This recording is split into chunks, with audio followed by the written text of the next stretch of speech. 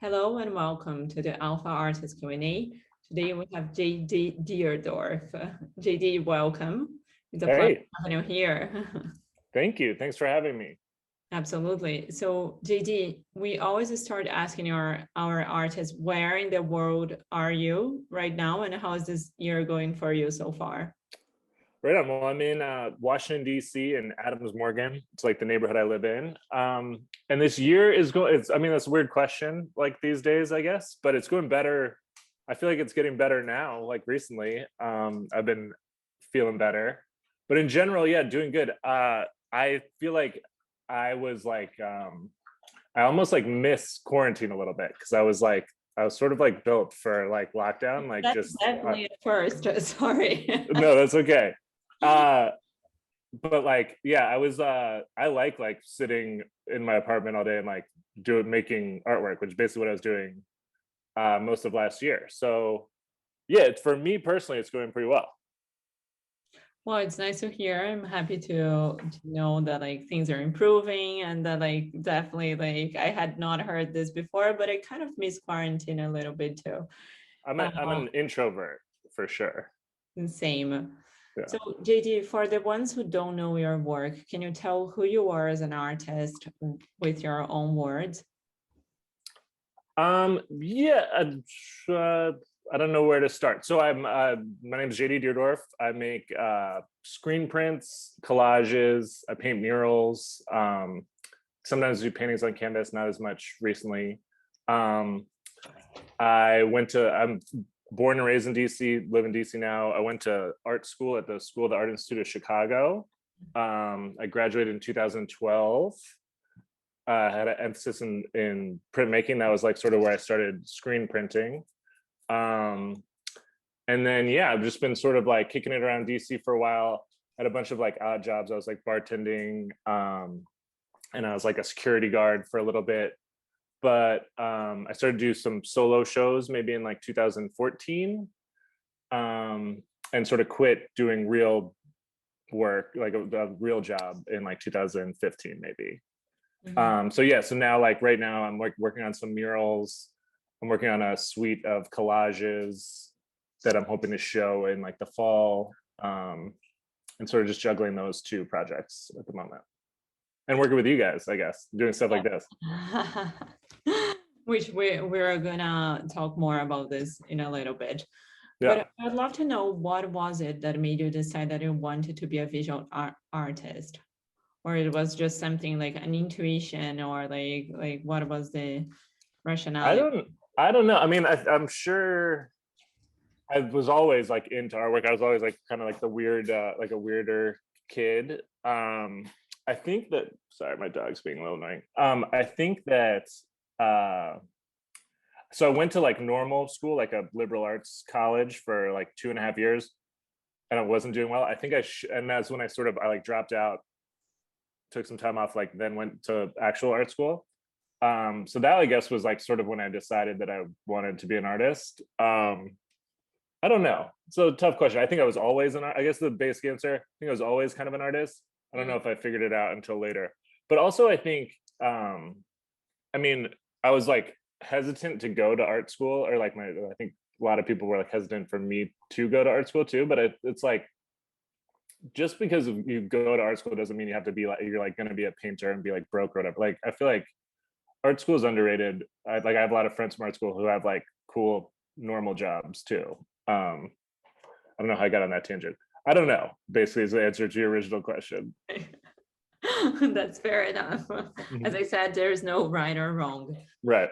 I would love to know how is your creative process? Like if you're going to describe like what would be a typical day for you, like and do you work in different works at the same time? So like if you could give us a little bit of color in that sense. Yeah. Well, so most of the stuff I do is like based in collage. So it's like there's like two parts that when you make a collage, usually there's like two parts. There's sort of like the research part where you're like finding raw materials, whether that's like right now I'm like I'll like go to the laundry room in my building and just like find people leave old magazines there. I'll like grab a bunch of those, leaf through those, tear stuff out, So that's like phase one. Phase two is like sort of assembling. Um, cool. So I think a bunch of, so these are like sort of the current series I'm working on. I think you guys have a bunch in your thing too. But so basically, so this started, so I used to have, so I've been like working sort of since last lockdown, like whenever last March or whatever. I sort of, when this body of work started, I was, I used to have like a printmaking studio, like a shared space with a bunch of people. But there was like a couple reasons we sort of like, for safety and like sort of some lease issues, we kind of shut it down. Hopefully it's reopening shortly. But so I sort of pivoted into this collage body of work, like kind of by accident. I was just sort of like messing around. But yeah, and so like during the early part of lockdown, my girlfriend was like, she like wanted to go on vacation, and I was like, oh, like let's go on like I was like, we can't, but we could go on like a brain vacation, which she like thought was stupid and not funny, but it's like, and it is stupid, but it's like, it's sort of that phrase like stuck in my head. Yeah. And so that's like what this series is sort of exploring. I guess they're like mental landscapes, and sort of also like doorways or like windows, or like, I think of them that way, or like portals sort of. And the other thing I'm sort of exploring too is like one piece after the other, like a sequential, like sequential images, if that makes sense, like almost like frames of an animation, or like panels of a comic book or Okay, comic strip. So you do work in several works simultaneously. Yeah, so like, yeah, totally. Like right now I have like 6 of these going at once. And usually, I mean, sometimes it's just like you find, like, so these are all like magazine, just cutouts from magazines. So sometimes it's like determined by like, you can't, I always do this, you can't like see me pointing at the screen. I guess you can see my mouse though. Yes, like, yeah, so you find this like big red piece, right? And then you're like, oh, like how can I use that? Or like same, you know what I mean? So it's like sometimes it's determined by the materials themselves too. So you don't necessarily start your research with an idea in mind. You're kind of just like looking for striking visuals. Yeah, they're like winging it. It's sort of winging it a little bit too. And then also like the other thing that's cool about collage, so like there's a lot of cool things about collage, but like, so like this piece, you always get like the good like negative space. Like this is one piece, this yellow orange, and then like that's the bottom of it. So you get like 2 out of it, you know? That happens all the time. So it's like you almost like you finish one, but then you've already like started another one. You know what I mean? Is it a part of the same, and the collages are done on paper, so is it a part of the same paper, and then like you just cut, you crop like where you imagine like the other work would start? No, like I'll just like cut out this, hold on, sorry, I'm going back. You know, I'll cut out this shape, and then I'll save I keep pointing at the screen of my finger, but then I'll save like what was in this part and just glue that onto something else, you know? But that happens all the time. Like that's like a big example of that, but it happens with all of them basically. Like this sort of, these triangles are like, you can sort of turned into these little guys, you know? Got it. Very interesting. Now I can see the correlations in between the works.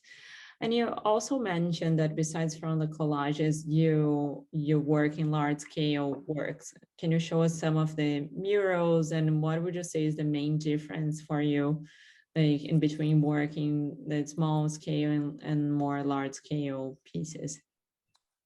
Well, the main difference is that with like stuff like this, or like whenever, rarely on a mural, but sometimes on a mural, is like that these are just like, these are all like artistically free. There's no like art direction. There's no like other sort of people with input. That's sort of the difference. The thing about murals are super cool and super fun, and it's obviously, it's like lots more people see them, but you also like you kind of have to deal with a lot of like input from people.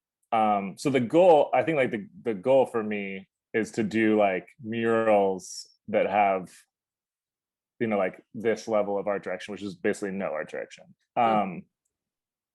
But yeah, like so this one is in DC.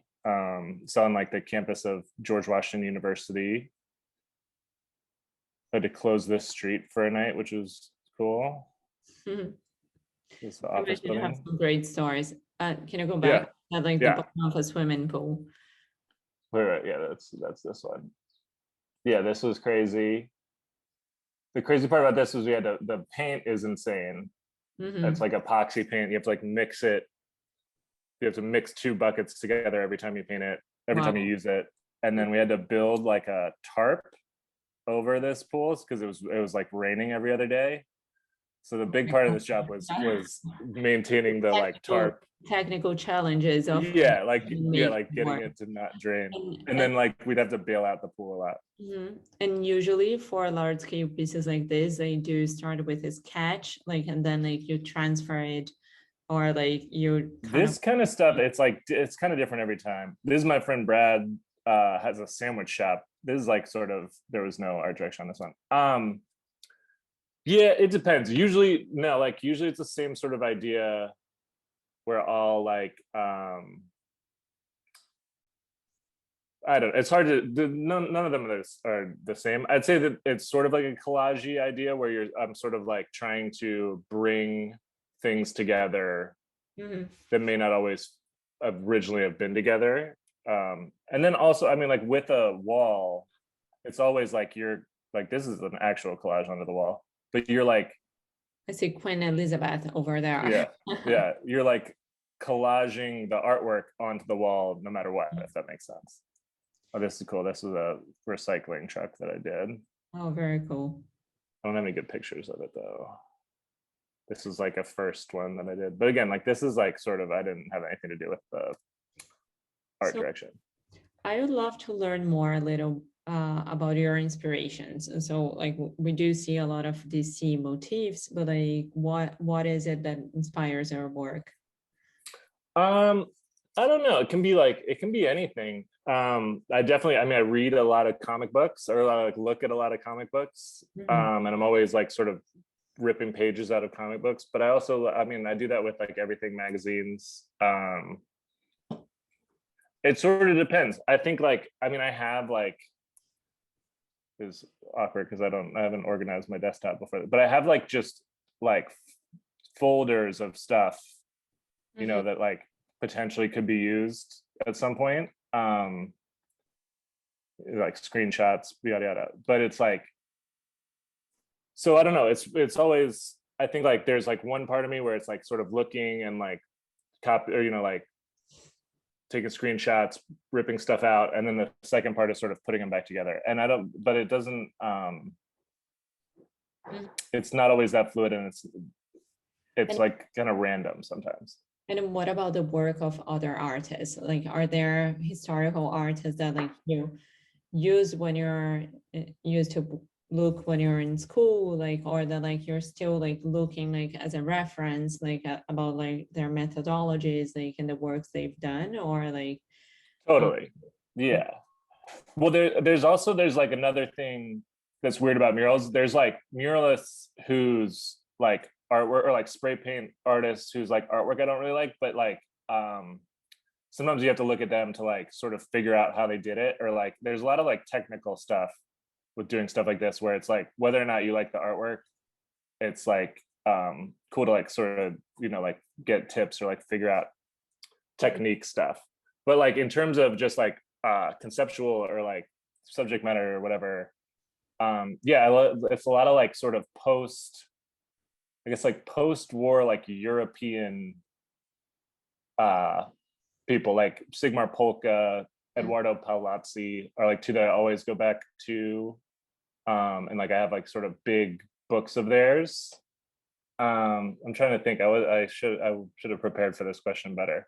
No, those are big. I think that's enough, but I can definitely see like a little bit of pop, like They were, but they were sort of like, yeah, like, but like sort of European, like European pop art, I'd say, or like non New York City pop art is more interesting to me, I think. No, for sure. And anybody who screen prints, anybody who makes collages, anybody who paints murals, I sort of I'm like, I try to be aware of their work. No, it's very interesting. And I think my next question kind of relates to this, because both murals and collages are type of artworks that are in a way a little bit more accessible to the general public. So like, how do you see your work and the relationship with not necessarily the traditional gallery goer, but like with people in general? Well, I would say, I don't know, I would also say screen printing is also like sort of a democratic form of artwork. Like we make like posters, like wheat pasting posters. That was sort of a thing. Or even the print we're doing together now. Yeah, exactly. Like totally.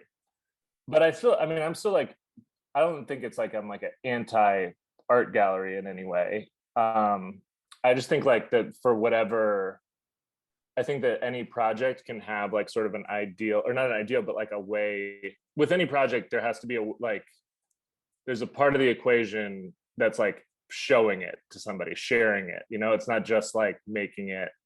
There's sort of a presentation and showing part, and so I'm always like, you kind of have to think about that. I don't know where I was going with that, but yeah. So like, and it's not like, not every project it's like perfect for like a gallery set, like a white wall gallery. Like there's certainly more with some stuff. I mean, like now it's like just online only. I feel like is like a totally cool way to do stuff too. No, I love that, because I feel that like both like the way you create, like in the way you represent or present your works, like have like this like flexibility, 100% the works could be seen in a gallery show, but like also having the possibility to like see in unexpected places, like in a like mural, like in a truck, like in all of those, like, in the bottom of a swimming pool. That's like so totally, because I think like it makes like less like the possibility of like interacting with it. It's something that especially coming from Brazil, like where like there was like a bit more of like a style of like art that like people could interact with it. Like I see a lot of value, like when you go from being static to like being interactive. Like so I truly appreciate it. Yeah, and it's also like that's another like, I always try to do that too. It's like the collages that I was showing before, I'm hoping to like collect them in like a screen printed zine, like I think that's you always gotta like think about that kind of stuff too. Okay. Different ways to present. I was just gonna say that maybe let's start sharing the screen now. And Sure. now we're like approaching the end, like, and I wanted to hear from you. How do you see your career developing? Like, how do you see yourself and your artistic practice in the next 5 years? That's a great question. I don't know. I honestly, I don't like think about that stuff. Right? Yeah, I'm more of a like one day at a time person. But I'd like to, basically it's just like, I'm kind of like living the dream at the moment. Anyways, I just like to sort of keep going and sort of with bigger projects and like with more sort of like,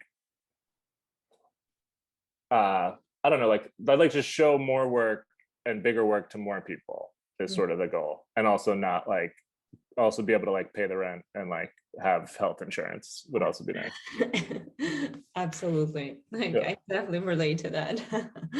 But I think it's very important to have a north and kind of like know your immediate steps, but like in between here and there, it's gonna come to you on the way. And we hope to be together on this process. Totally. So Gigi, to finalize our interview, I'd love to hear from you. What was something that like during like this time of like so much hardship, like, that like has been the pandemic. We're not over it yet, but like things that kept you inspired, that like kept your like spirit high.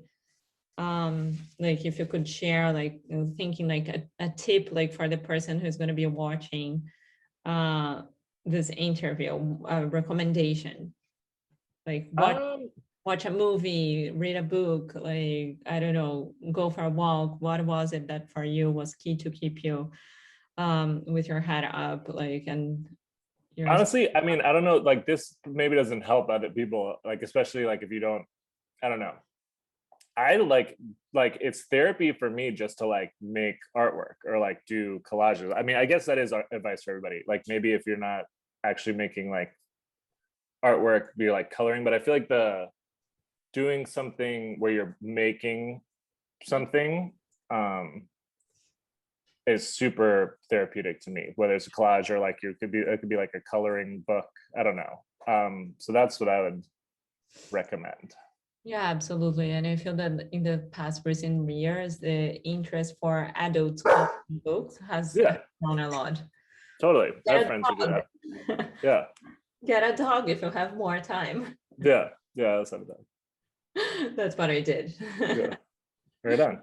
Well, very good. Thank you so much. It has been a pleasure talking to you and learning more about your work. Thank you. Wonderful with your fans. And for those who are watching, please stay tuned. There's more good stuff coming.